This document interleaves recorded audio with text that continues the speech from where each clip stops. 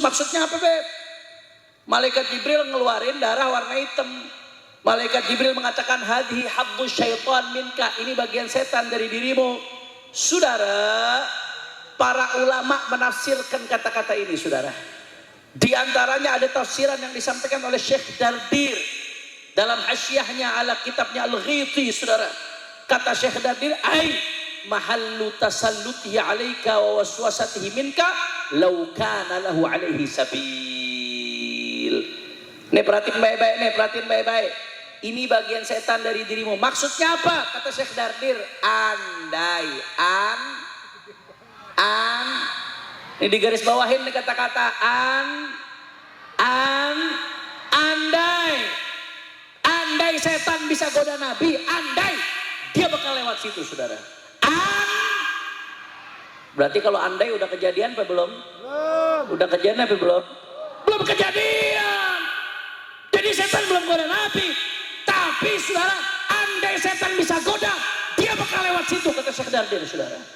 Tapi Allah nggak berkehendak, makanya itu jalur ditutup rapat-rapat.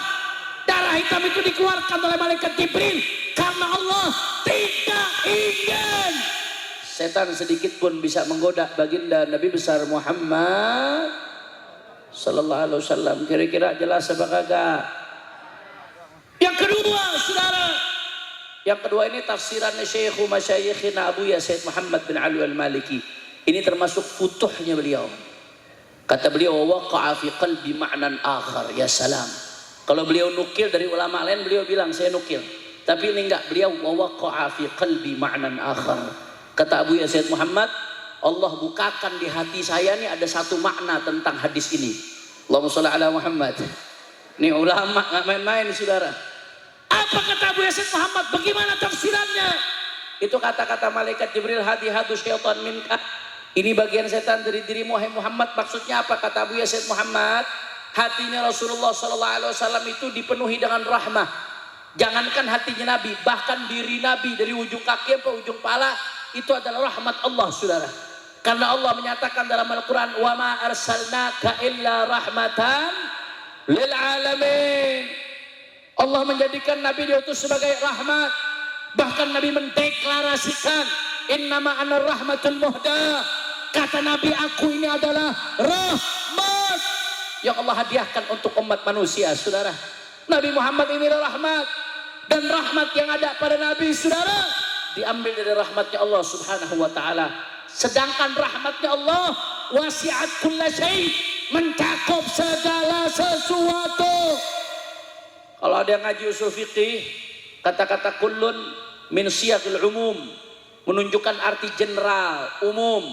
Kalau udah kullun, semuanya berarti, saudara. Wasiat kulla syai', rahmat Allah mencakup segala sesuatu. Itu kata-kata kullun mencakup manusia. Rahmat Allah mencakup manusia, malaikat, hewan, tumbuh-tumbuhan, saudara, benda mati, termasuk jin. Bahkan di dalamnya kalau kita bicara lafaz kullun tanpa melihat dalil lain, saudara, termasuk setan ikut kedapatan rahmatnya Allah subhanahu. Itu kalau bicara soal kullun, mencakup segala sesuatu. Tapi Allah nggak berkehendak demikian. Sebab kenapa? Iblis sudah dilaknat. Sedangkan iblis itu, saudara, laknat itu artinya apa sih? Tordun min rahmatillah. Laknat itu artinya sudah diusir dari rahmat Allah. Setan itu pasukannya iblis. Sehingga kata malaikat Jibril, hadi haddu syaitan minka, wahai Muhammad, ini dikeluarkan bagian setan dari dirimu. Maksudnya apa? Saking besarnya rahmat yang ada di hati Nabi, andai bagian itu nggak dikeluarkan, setan ikut berpotensi dapat rahmatnya Nabi, saudara. Saking luasnya rahmat Nabi, itu kalau bagian nggak dikeluarkan, setan kebagian rahmat. Kalau setan kebagian rahmat, bisa dapat syafaat tuh setan, saudara. Tapi Allah nggak berkehendak, karena setan sudah dilaknat, makanya dikeluarkan itu bagian. Bukan mengeluarkan noda, tapi mengeluarkan potensi setan bisa kebagian rahmat dari hatinya baginda Nabi besar Muhammad sallallahu alaihi wasallam. Kira-kira jelas apa kagak? Berarti setan bisa nggak goda Nabi? Setan bisa nggak masuk ke tubuh Nabi? Allahumma sholli ala Muhammad. Kalau begitu hati Nabi suci atau tidak? Murni atau tidak? Allahumma sholli ala Muhammad. Makanya Al-Habib Al-Imam Ali bin Muhammad Al-Habsyi mengatakan, "Wa ma akhrajal amlaku min qalbihi adha, walakinnahum zaduhu tuhran ala tuhrin." Kata Al-Habib Ali bin Muhammad Al-Habsyi, itu malaikat enggak mengeluarkan noda dari hatinya Nabi Muhammad sallallahu alaihi wasallam, enggak. Karena di hati Nabi enggak ada noda, Saudara. Hasya Nabi an yakuna fi qalbihi ada. Di hati Nabi enggak ada noda, Saudara. Nabi hatinya bersih. Tapi walakinnahum zaduhu tuhran ala tuhrin, tapi yang dilakukan oleh para malaikat adalah menambah kesucian di atas kesucian, sehingga baginda Nabi Muhammad makin suci, makin murni, makin jernih setiap saat, terus bertambah makamnya Rasulullah.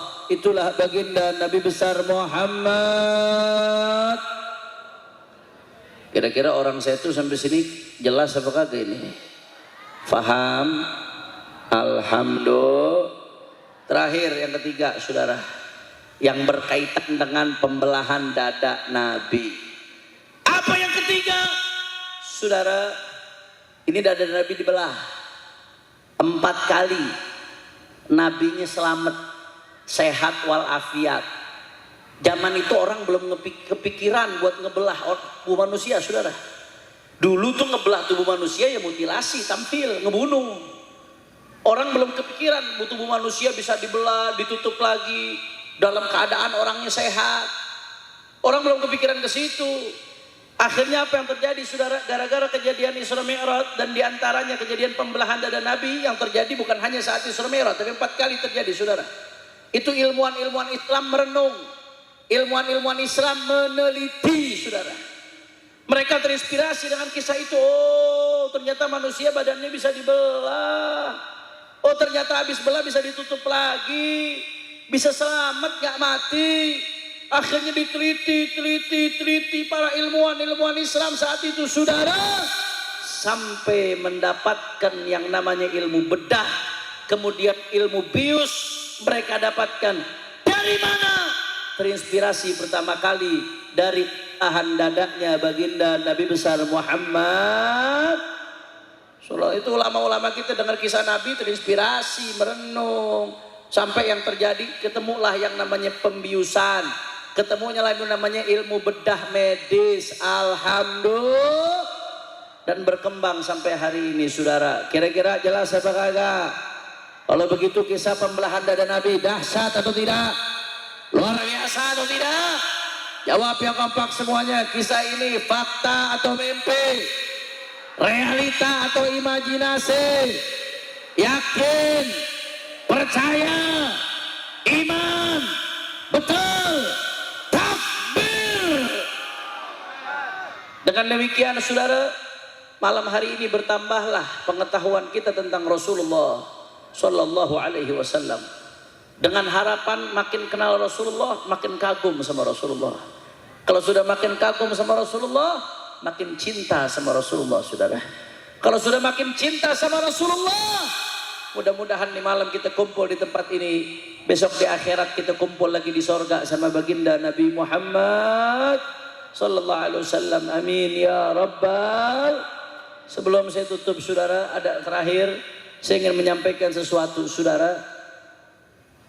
Beberapa saat yang lalu, umat Islam di Indonesia dihebohkan, bahkan rakyat Indonesia secara umum, dengan sebuah stand up komedi, acara stand up komedi yang dilakukan oleh seorang komika senior, yaitu Panji Pragiwaksono. Dia bikin acara stand up judulnya Mens Rea, Saudara. Di acara hari H yang dihadiri 10.000 orang. Padahal tiketnya mahal, tapi luar biasa yang hadir membludak, Saudara. Nggak sampai di situ. Itu acara kemudian ditayangkan di Netflix. Di Netflix itu, Saudara, itu berhari-hari